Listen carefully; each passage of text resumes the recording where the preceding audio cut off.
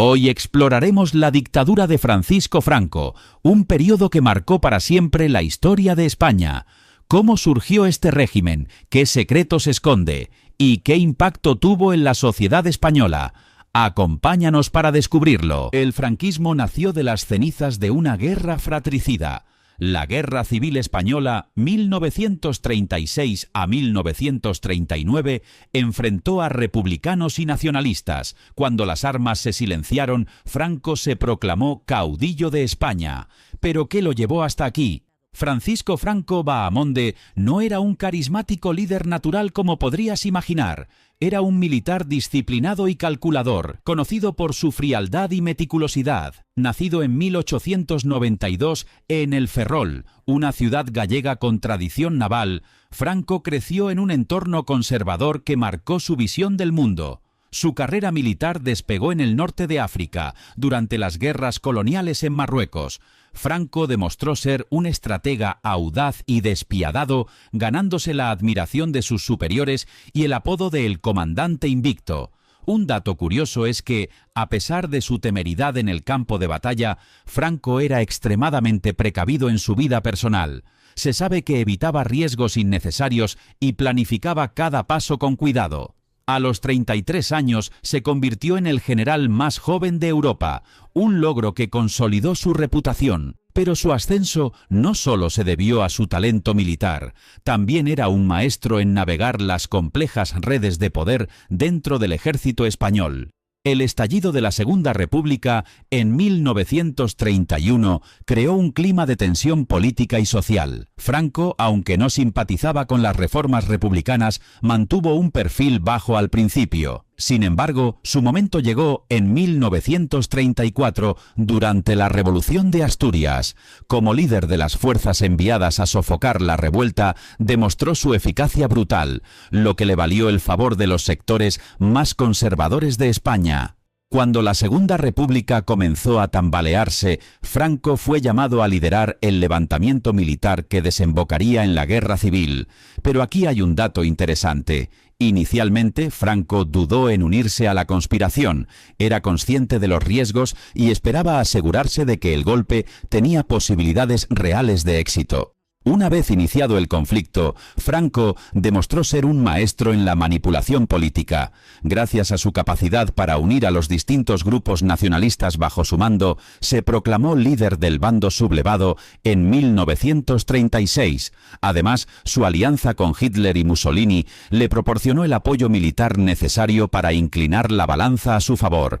La famosa Legión Cóndor alemana, responsable del bombardeo de Guernica, es solo un ejemplo del impacto de esta colaboración. Es curioso pensar que, a pesar de su frialdad y pragmatismo, Franco no fue el primer candidato para liderar el golpe, pero su habilidad para mantenerse neutral entre facciones rivales y su imagen de hombre confiable lo llevaron al puesto más alto. Así comenzaba el camino hacia una dictadura que duraría 36 años. El régimen de Franco se caracterizó por un control total sobre todos los ámbitos de la vida, desde la economía hasta la educación, pasando por la cultura y los medios de comunicación, todo estaba bajo la órbita del Estado franquista. El franquismo se sustentaba en tres pilares: el ejército, la iglesia y el movimiento nacional, único partido permitido. Franco se presentaba como el caudillo por la gracia de Dios, consolidando su poder a través de una mezcla de propaganda, represión y culto a la personalidad. La Iglesia Católica tuvo un rol privilegiado durante la dictadura. Controlaba la educación y definía los valores morales que regían la sociedad. Las mujeres, por ejemplo, eran educadas para ser buenas esposas y madres,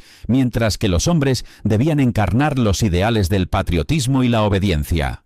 La censura también jugó un papel clave. Los libros, las películas y la prensa pasaban por estrictos controles. Curiosamente, a veces la censura llegaba al absurdo. Por ejemplo, las películas extranjeras eran dobladas de manera que se eliminara cualquier referencia a ideologías contrarias al régimen. Una película donde un hombre y una mujer vivían juntos sin estar casados podía ser completamente alterada o prohibida. La represión fue brutal. Miles de personas fueron ejecutadas, encarceladas o enviadas a campos de trabajo forzado. Estas personas eran consideradas enemigos del Estado. comunistas, socialistas, anarquistas e incluso intelectuales críticos con el régimen. Un símbolo controvertido de este periodo es el Valle de los Caídos. Construido en parte por prisioneros políticos, este monumental mausoleo refleja la visión de Franco de unificar España bajo su ideología. Pero detrás de su fachada grandiosa se esconde una historia de sufrimiento y explotación. El régimen también utilizó el miedo como herramienta de control. Las delaciones y los consejos de guerra eran comunes. No podías confiar ni siquiera en tus vecinos, porque un comentario fuera de lugar podía costarte la libertad o incluso la vida. Otro aspecto curioso es que los ciudadanos necesitaban permisos para casi todo, desde viajar hasta abrir un negocio. Este nivel de burocracia extrema permitía al Estado controlar cada aspecto de la vida cotidiana.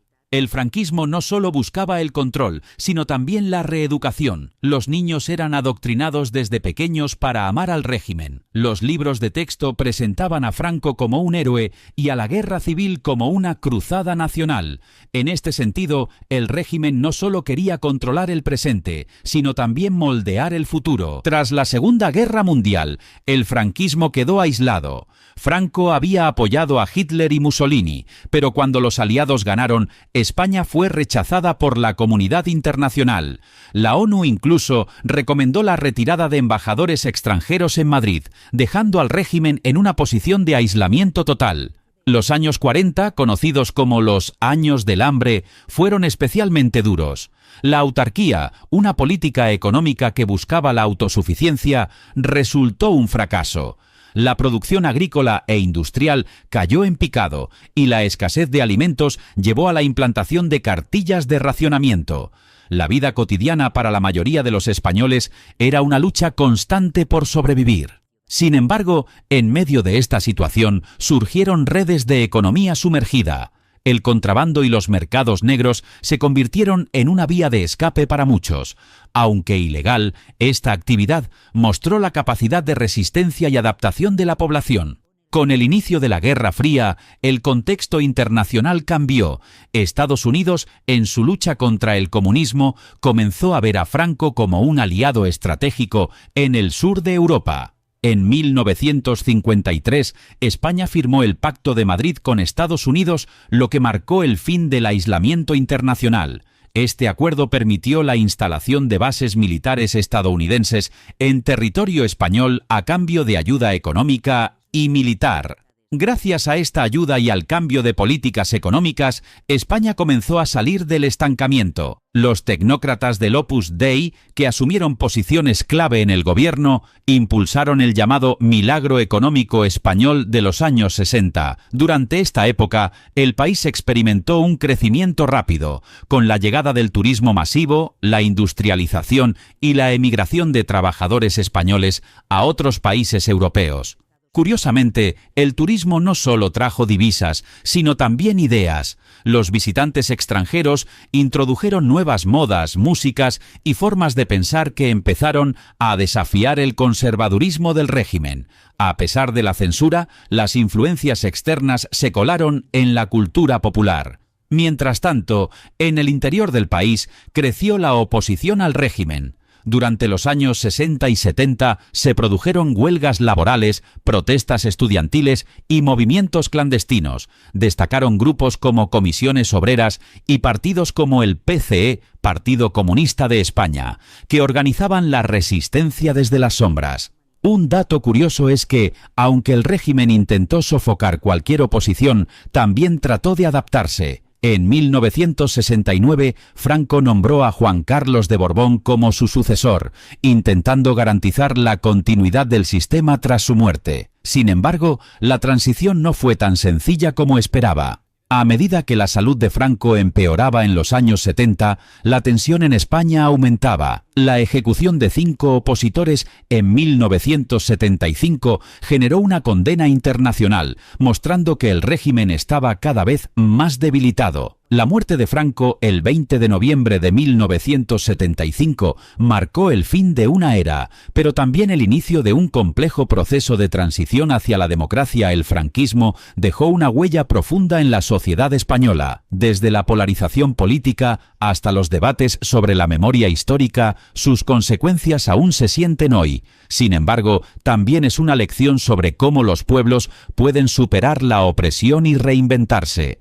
La historia del franquismo es un recordatorio de cómo el poder absoluto puede moldear naciones, pero también de la fuerza de la resistencia y la esperanza. Gracias por acompañarnos en este viaje por una de las etapas más complejas de la historia de España. Si te ha gustado este vídeo, no olvides suscribirte y dejar tus comentarios. Nos vemos en el próximo episodio.